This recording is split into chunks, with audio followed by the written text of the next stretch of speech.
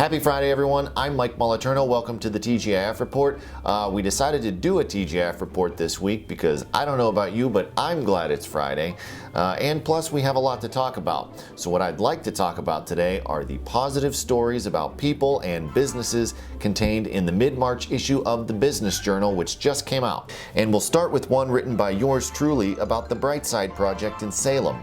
If you're not familiar, the Brightside Project is a father-daughter run nonprofit that provides goods and services to children who have experienced trauma. Ultimately, we want to equip and empower these children to reach their full potential in life. We don't want to see any of them fall through the cracks or be lost in the system. We want to make sure that they're living their best lives. We'll be bringing you a video version of that story next week on our website, so be sure to check back for that. Elsewhere in the paper, Lisa Sully has this story about Katie Schludzinski, the first student to graduate with both an academic honors diploma and a career tech honors diploma from Lisbon David Anderson High School.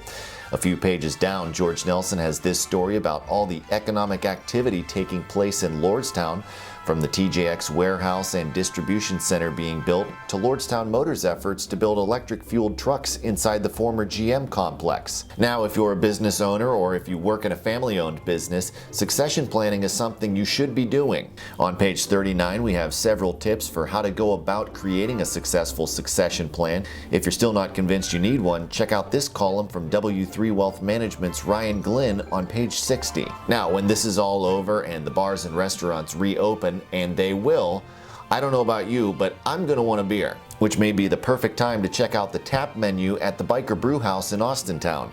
In this article by the Mahoning Valley Flight Crew, they sample several of the microbrews and talk about what makes each unique. We'll also have a video version of that coming out next week. In our lifestyle and entertainment section, Guy DeStolfo has this profile of Youngstown native and actor Ed O'Neill, who just finished shooting the 11th and final season of Modern Family. There's also stories about 6th graders learning the skilled trades, how the Chaffin Career and Technical Center in Youngstown is helping students prepare for their careers, and Stewart Furniture in Hubbard, which first opened its doors in 1918. You can only watch so much Netflix, and you can only re-watch The Shawshank Redemption so many times.